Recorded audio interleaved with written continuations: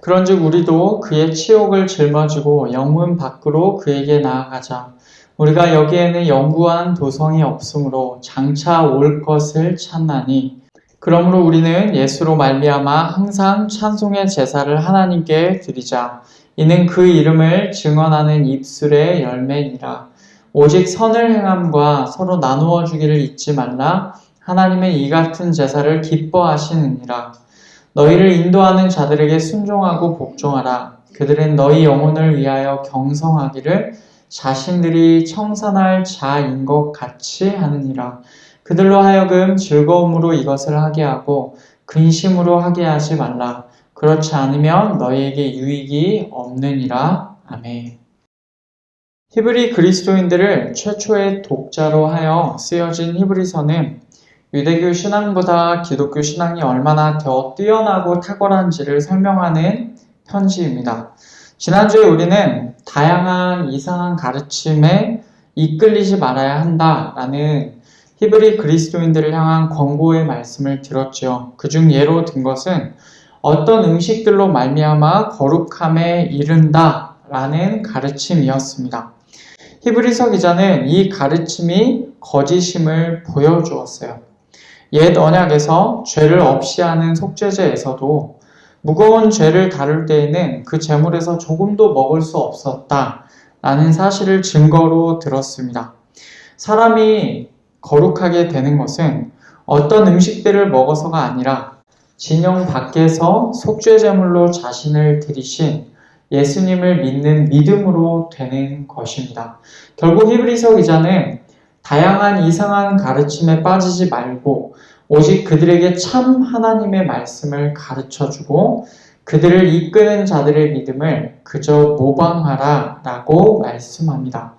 오늘 말씀은 지난주 말씀에 바로 이어지는 말씀입니다. 앞의 내용을 이어받아서 이제 우리의 믿음이 어디를 향하여야 하는지 실천적으로 말씀하고 있는 내용이에요. 오늘 말씀을 통하여 우리의 믿음의 방향성을 생각해 보면서 함께 하나님 말씀을 듣기를 원합니다. 오늘 말씀 13절은 이렇게 시작합니다. 그런즉 우리도 그의 치욕을 짊어지고 영문 밖으로 그에게 나아가자. 아멘. 히브리서 기자는 13절에서 이제까지 앞에서 말씀했던 내용을 이어받으면서 권유형으로 말하고 있어요. 앞선 내용이 무엇이었습니까? 히브리 그리스도인들에게 하나님의 말씀을 가르쳐주고 이끄는 자들인 영적 지도자들, 그들의 믿음을 모방하라 라는 내용이었어요. 그들의 믿음은 속죄 제물로 드려지신 예수님을 믿어 거룩하게 된다 라는 그런 믿음이었습니다. 그리스도께서 돌아가신 곳이 바로 예루살렘 성 밖, 진영 바깥이었어요. 그래서 히브리서 기자는 여기서 우리가 그에게 진영 밖으로 나아가자라고 말씀합니다. 그러면 그에게 진영 밖으로 나아가자라는 표현이 무슨 의미인지를 알아야 되겠습니다. 진영 밖의 의미가 무엇입니까? 진영 밖은 예수님께서 친히 속죄 제물이 되셔서 죽임을 당한 곳입니다. 그래서 진영 밖으로 나가자는 말은 예수님께로 나가자, 예수님께로 가자라는 그런 말이죠. 진영 밖으로 나가자는 말과 그에게 나가자는 말이 같은 뜻입니다. 한 번 더 생각해 보면 예루살렘 진영 밖으로 나가자라는 말은요, 예루살렘을 저버리고 떠나자라는 뜻입니다. 예루살렘 진영 안이, 성문 안이 의미하는 바는 예루살렘 성전이 위치한 곳이다 라는 의미겠죠. 이는 곧 옛 언약을 상징합니다. 다시 말하면 진영 밖으로 나가자는 말은 옛 언약을 상징하는 예루살렘을 떠나서 새 언약을 상징하는 예수님께로 가자라는 그런 말입니다. 이것은 히브리서 전체의 핵심 주제와 관련된 내용이죠.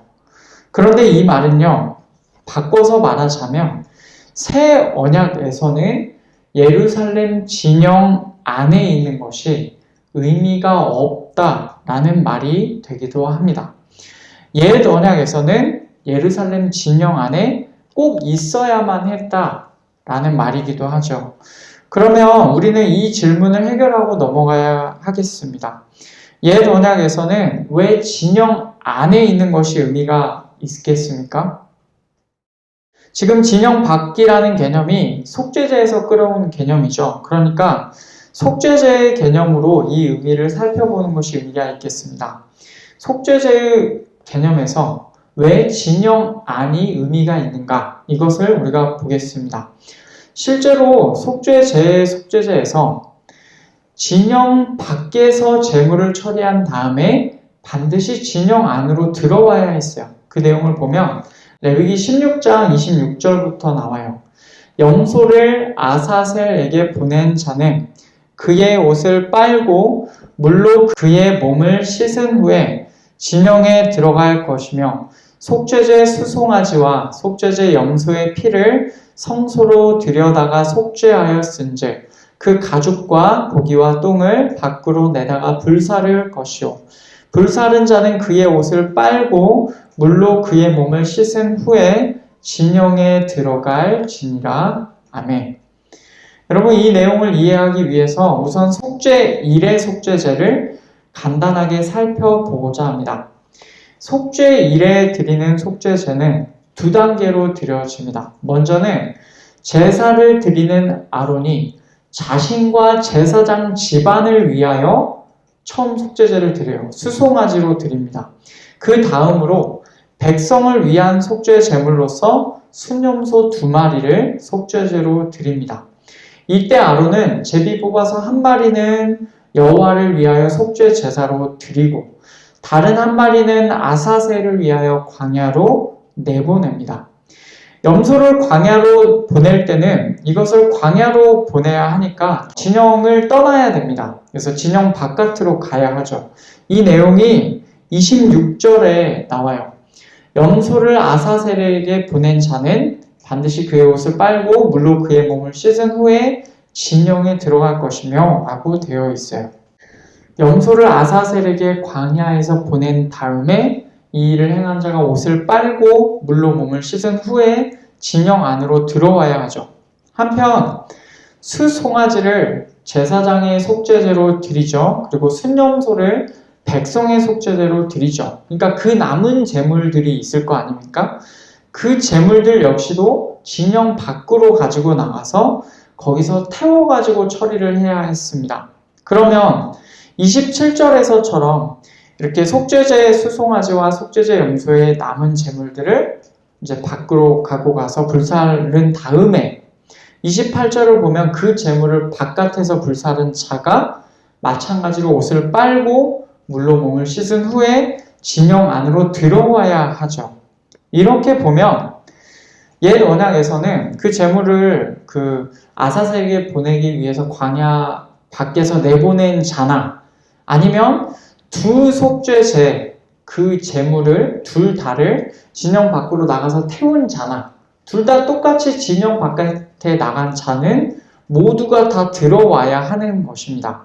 진영 안, 성막이라고도 할 수 있고 성전이라고도 할 수 있는 진영 안으로 들어와야 했습니다. 만약 이 옛 언약의 표현으로 오늘 말씀 13절의 상황을 바꿔서 표현해 보자면 우리는 진영 안으로 성전으로 들어가자라고 해야 했을 거예요. 그렇다면 옛 언약에서 속죄제를 마친 후에 왜 진영 안으로 들어와야 합니까? 그 답을 역시 레위기 16장에서 찾을 수가 있는데 레위기 16장 29절 34절을 보겠습니다.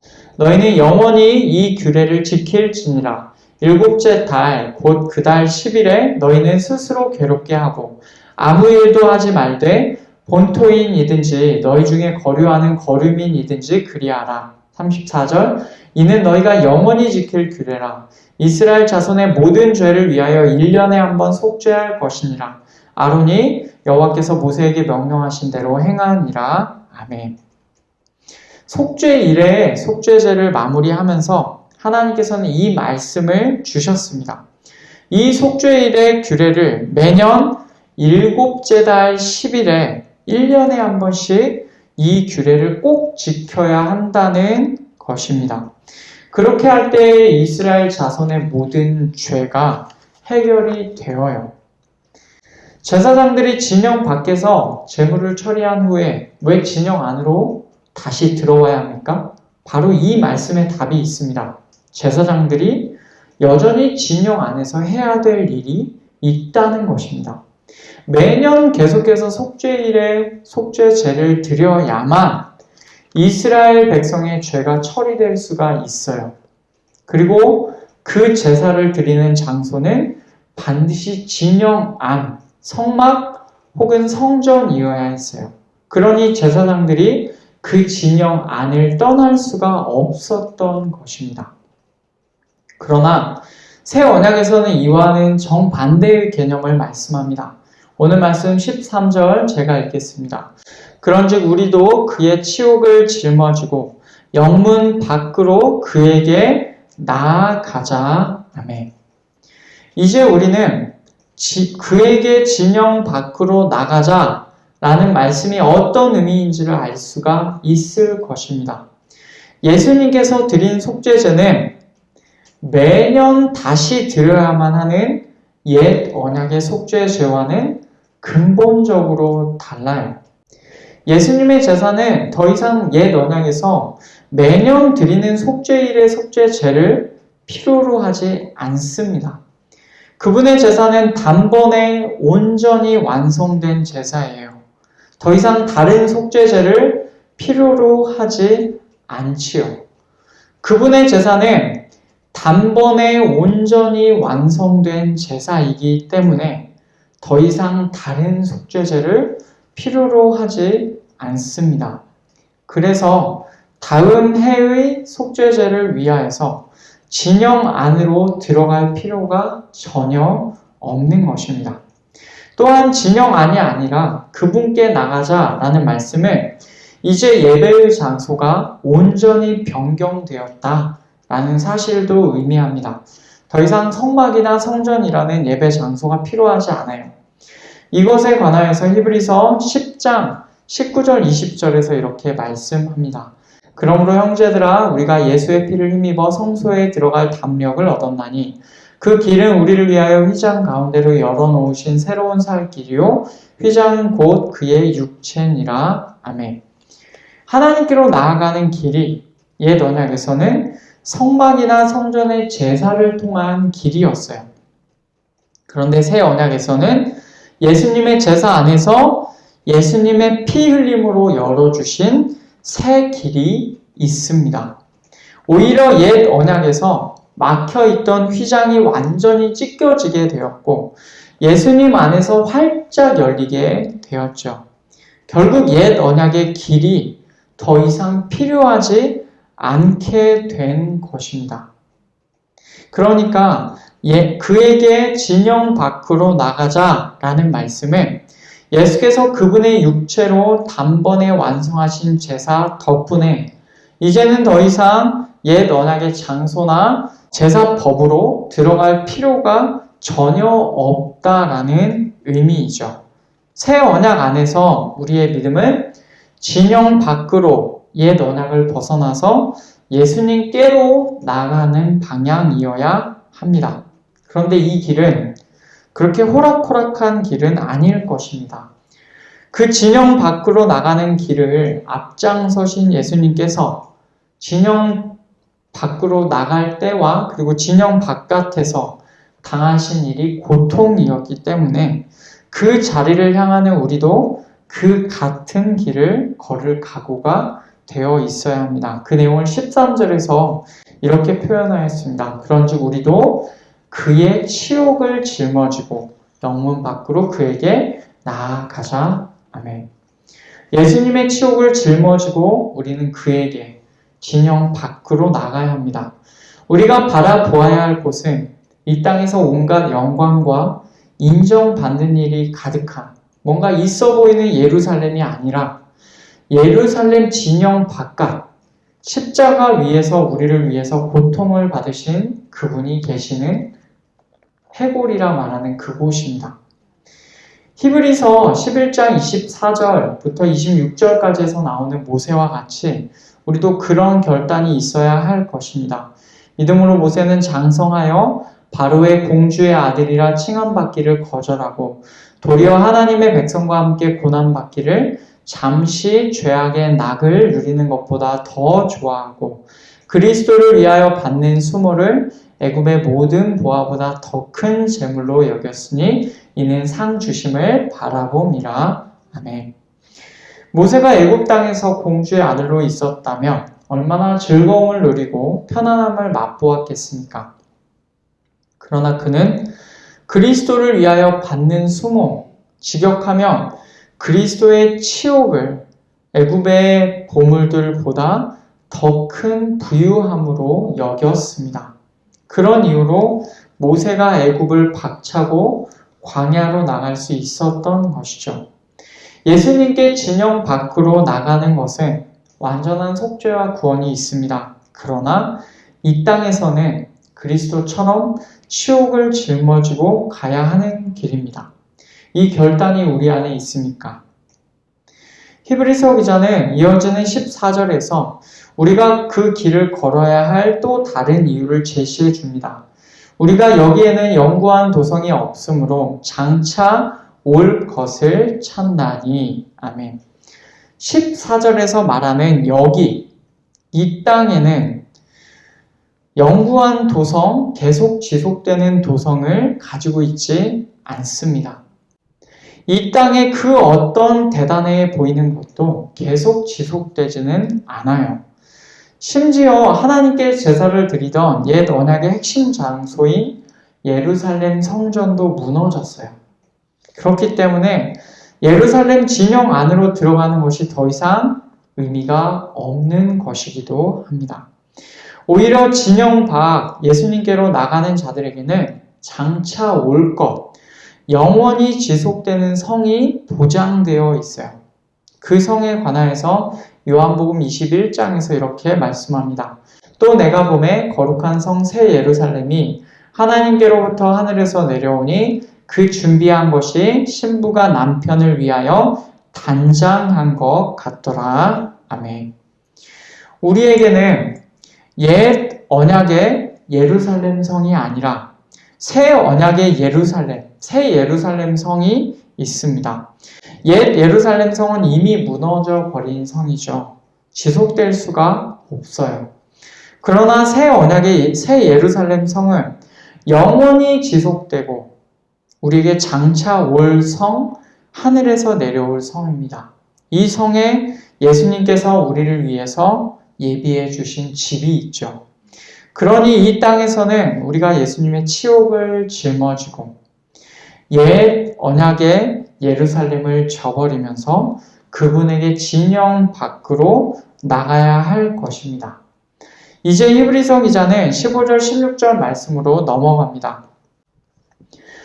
15절 16절로 이어가면서 우리가 그 행간에서 던져야 할, 생각해 보아야 할 질문이 있습니다.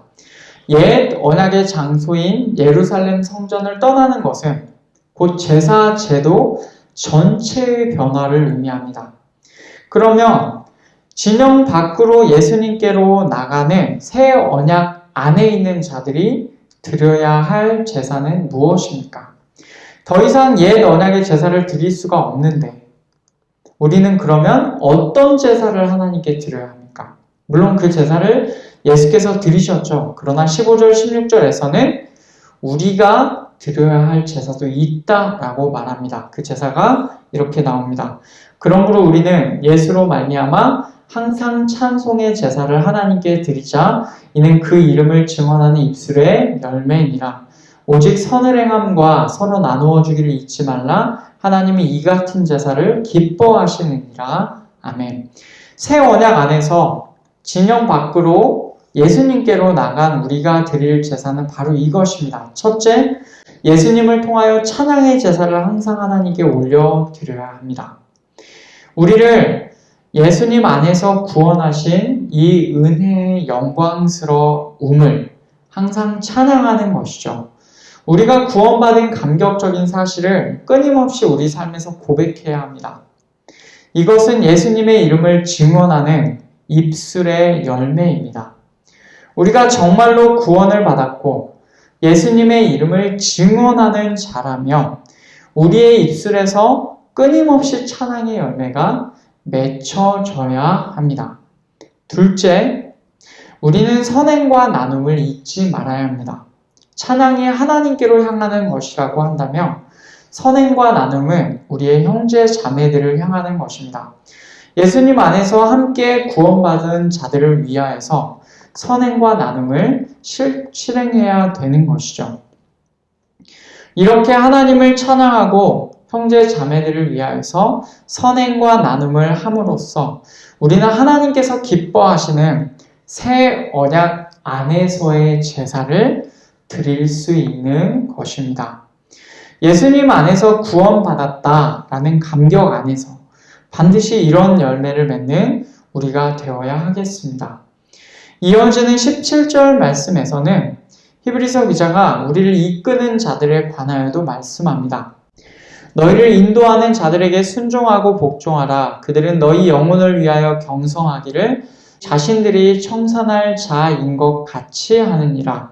그들로 하여금 즐거움으로 이것을 하게 하고 근심으로 하게 하지 말라. 그렇지 않으면 너희에게 유익이 없느니라. 아멘.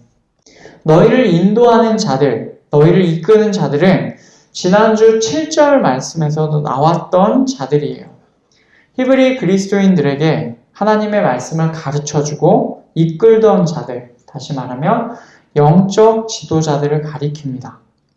새 언약 안에서의 제사를 말하다가 왜 갑자기 영적 지도자에 관한 이야기가 왜 나왔을까요? 앞서 히브리서 기자는 영적 지도자들의 믿음을 모방하라고 말했죠. 이제 여기서는 영적 지도자들 이야기를 한 번 더 하면서 이 단락 전체를 마무리 짓고 있습니다. 영적 지도자들이 중요한 이유는 우리에게 하나님의 말씀을 가르쳐 주어서 우리로 하여금 진영 밖으로 예수님께로 나가게 하는 핵심적인 일을 하는 사람들이기 때문에 그렇습니다. 이 시대로 따지자면 교회 안에 목사님들이죠. 하나님께서 세우셔서 하나님의 말씀을 가르치는 자들, 말씀 맡은 자들을 말합니다. 그렇기 때문에 새 언약으로 향해 나가기 위해서는 우리에게 있는 영적 지도자들이 참 중요합니다. 여기서 히브리서 기자는 영적 지도자들에게 순종하고 항복하라 라고 말합니다. 그리하여 영적 지도자들로 하여금 한숨 짓지 않고 기쁨으로 이 일을 하게 하라고 말씀합니다. 만약 우리가 영적 지도자들에게 순종하지 않고 항복하지 않으면 우리에게 이익이 없다, 유익이 없다라고 말씀하시죠. 이것은 우리 영적 생활의 원리입니다. 이들에 관한 태도가 바르게 정립되어 있지 않으면 우리는 바른 믿음의 방향성을 갖기가 어렵습니다. 하나님께서는 항상 지도자나 목자를 세워서 양과 같은 우리를 이끌도록 하셨어요. 무질서하게 하나님의 백성들이 사는 것이 아니라 지도자를 통해서 하나님의 뜻을 전달하고 이 땅의 길을 걸어가도록 질서 있게 만드셨습니다. 하나님께서 세우신 지도자에게 순종하고 항복하는 것이 우리에게 이익이 되고 그것이 곧 하나님의 뜻에 맞추어 걸어가는 일입니다. 이 말에는 물론 다양한 의견이 있을 수 있지만 히브리서 기자는 이렇게만 말씀합니다. 왜냐하면 그들은 너희의 혼들을 위하여 계산을 낼 것처럼 깨어있기 때문이다. 이것이 직역인데 이 말이 무슨 말입니까? 영적 지도자가 하나님께서 자신에게 맡겨주신 영혼들을 위하여 하나님 앞에서 계산을 해야 할 것처럼 깨어있다라는 말이에요. 하나님께서 지도자로 세우시는 사람은 그 무게가 아주 막중합니다. 이 예를 레위기 말씀에서 들 수가 있어요. 레위기 4장에서 나온 일반적인 속죄제를 보면 거기서도 알 수가 있는데 속죄제물을 먹지 않는 제사, 곧 그 피를 성소 안으로까지 피 처리를 위해서 가지고 들어간 제사는 두 종류가 있습니다. 기름 부음을 받은 제사장의 속죄제, 그리고 이스라엘 온 회중의 속죄제입니다. 이 둘의 제사법은 동일하고 제물 또한 수송아지로 동일합니다. 기름 부음을 받은 제사장이 부지 중에 지은 죄의 무게가 이스라엘 온 회중이 부지 중에 지은 죄의 무게와 같다라는 것을 의미하죠. 또한 레위기 16장에서 속죄일의 속죄제에서도 이 예를 볼 수가 있습니다. 이스라엘 온 백성의 속죄제를 순염소 2마리로 드리죠. 근데 그 이전에 제사장 자신을 위한 속죄제를 정확하게 이스라엘 백성의 속죄제와 똑같은 방식으로 따로 먼저 드려야 했습니다. 엄밀히 말하면 제사장 역시도 이스라엘 온 백성에 포함되지요. 그러나 이스라엘 온 백성의 속죄제를 드리는 똑같은 피 처리 방식으로 제사장의 속죄제를 따로 구별하여 그것도 먼저 드립니다. 앞에서와 마찬가지의 의미일 것입니다. 그만큼 지도자의 무게가 백성 전체와 맞먹을 정도로 막중하다라는 것을 의미합니다. 지금 히브리서 13장의 맥락에서 이 영적 지도자의 직분은 하나님의 말씀을 가르치는 거예요. 이렇게 무거운 직분을 맡은 영적 지도자들은 하나님 앞에서 무거운 책임이 있습니다. 그것은 맡겨주신 영혼들에 관하여서 자신들이 하나님 앞에서 계산을 해야 한다는 것입니다. 구약시대에 하나님 말씀을 맡아 전해야 할 사명을 받았던 에스겔에게도 그런 책임이 있었어요. 에스겔 3장 말씀을 보면 이렇게 되어 있습니다.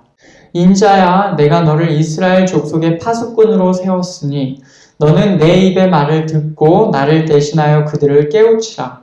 가령 내가 악인에게 말하기를 너는 꼭 죽으리라 할 때에 내가 깨우치지 아니하거나 말로 악인에게 일러서 그의 악한 길을 떠나 생명을 구원하게 하지 아니하면 그 악인은 그의 죄악 중에서 죽으려니와 내가 그 피의 값을 내 손에서 찾을 것이고 내가 악인을 깨우치되 그가 그의 악한 마음과 악한 행위에서 돌이키지 아니하면 그는 그의 죄악 중에서 죽으려니와 너는 내 생명을 보존하리라. 아멘. 하나님의 입의 말씀을 듣고 하나님을 대신하여 그분의 백성을 깨우치는 것이 에스겔의 사명이었어요. 예를 들어 악인을 향해서 너 죽는다 라고 하시는 하나님의 경고의 말씀이 들려왔습니다. 만약 에스겔이 이 말씀대로 경고하지 않거나 혹은 전하지 않으면 악인은 죄악 중에서 죽습니다. 그러나 그 악인의 핏값은 에스겔의 손에서 찾으실 것입니다. 그리고 만약 에스겔이 이 말씀대로 경고를 하였으나 악인이 돌이키지 않았어요. 그러면 어쨌든 악인은 그의 죄악 중에서 죽을 것이지만 에스겔은 구원을 받을 것입니다. 하나님의 말씀을 맡은 에스겔에는 이렇게 무거운 책임이 있었어요. 저는 이 시대에 하나님의 말씀을 맡은 영적 지도자들, 목사님들도 마찬가지라고 믿습니다. 이들은 자신의 말이 아니라 하나님의 말씀을 이 시대에 있는 그대로 전해야 할 의무가 있는데 이 말씀을 굳게 전하면 그 결과를 하나님께서 오롯이 이들에게 물으실 것입니다. 그러니 사실은 이 직책이 얼마나 무거운 일입니까? 그렇기 때문에 바른 영적 지도자라면 깨어 있을 수밖에 없어요. 깨어 있지 않기에는 자신의 책무가 자기가 감당할 수 없을 정도로 무겁기 때문에, 막중하기 때문에 그렇습니다. 맡겨주신 영혼들에 관하여서 하나님 앞에서 계산을 해야 되는데 어찌 정신 안 차릴 수가 있겠습니까? 그러니 우리는 우리에게 있는 영적 지도자들을 생각해 볼 때 한 가지를 우리가 선명하게 살펴보아야 합니다. 이분이 과연 하나님의 말씀을 가감없이 가르치고 있는가? 이 질문이 중요한 이유는 하나님께서 그 일을 맡기셨기 때문에 그렇습니다. 그 내용이 13장 7절에 나왔었어요. 하나님의 말씀을 너희에게 일러주고 너희를 인도하던 자들을 생각하며. 아멘. 하나님의 말씀을 있는 그대로 가르치며 당신의 피로써 우리를 거룩하게 하시려고 진영 밖으로 나가신 예수 그리스도를 증언하고 있는가? 만약 그렇다고 한다면 정말로 오늘 말씀 17절에서처럼 순종하고 항복하십시오. 이것이 하나님께서 정하신 교회의 질서입니다. 이 시대의 풍조가 참으로 권위를 인정하지 않는 쪽으로 많이 흘러갑니다. 그러나 우리는 세상을 따라 행하지 말고 하나님께서 세우신 하나님 나라의 질서를 인정하고 따라야 합니다. 우리가 이렇게 행할 때 우리에게 이익이 된다라고 하신 하나님의 말씀을 기억하십시오. 그러면 오늘 이 말씀이 우리에게는 어떤 의미가 있습니까? 오늘 말씀은 우리 믿음의 방향성에 관하여서 질문을 던집니다. 우리의 믿음은 옛 언약이 아니라 새 언약을 바라보고 있는가? 아직도 예루살렘 성전으로 상징되는 어떤 것, 우리가 무엇을 통하여서 이루어내는 것에 매여 있는가? 아니면 우리의 죄를 짊어지시고 진영 밖으로 나가셔서 고통을 받으신 예수님의 은혜만 바라보는가? 예수님을 바라본다고 고백하는 자는 누구나 다양한 이상한 가르침은 통째로 내다 버려야 합니다. 우리에게 더 이상 예수님께서 이루신 구원 외에 다른 가르침들은 필요하지도 않고 있지도 않아요. 우리는 장차 올 새 예루살렘 성을 바라보면서 이 땅에서 그리스도의 치욕을 기꺼이 짊어져야 합니다. 그리고 이제 이 땅에서 우리는 새 언약의 제사를 하나님께 드려야 해요. 새 언약 안에 속한 제사들을 하나님께 드려야 합니다. 하나님께 관하여는 항상 찬양의 제사를 올려드려야 합니다. 그분의 은혜와 영광을 끝없이 높여 드려야 되겠습니다. 형제들에 관하여는 선행과 나눔을 통하여서 우리가 받은 은혜를 흘러가게 해야 합니다. 또한 우리로 하여금 진영 밖으로 예수님께로 나가도록 하나님의 말씀을 있는 그대로 전하는 영적 지도자들에게 순종하고 항복해야 합니다. 그들이 한숨 짓지 않고 기쁨으로 이 일을 하게끔 우리는 하나님의 질서를 인정하고 따라야 하는 것입니다. 말씀을 맺겠습니다. 오늘 말씀은 우리에게 새 언약 안에서의 삶이 무엇인지를 보여줍니다. 성전 밖에서 예수 그리스도께서 고통받으심으로 단번에 온전히 이루신 우리의 구원을 믿는 삶. 하나님께서 원하시는 새 언약 안에서의 제사를 하나님께 그리고 이웃들 앞에서 하나님을 향하여 드리는 삶. 우리의 영혼에 관하여 하나님 앞에서 계산을 할 영적 지도자들에게 순종하고 항복하는 삶. 바로 이렇게 사는 것이 그에게 진영 밖으로 나가는 삶입니다. 우리를 위해서 모든 것을 내어 던지시고 우리로 모든 것을 얻게 해주신 예수 그리스도께로 늘 나아갑시다. 항상 그분 안에서 사는 우리 모든 진영 바깥 새 언약의 사람들이 되기를 축복합니다.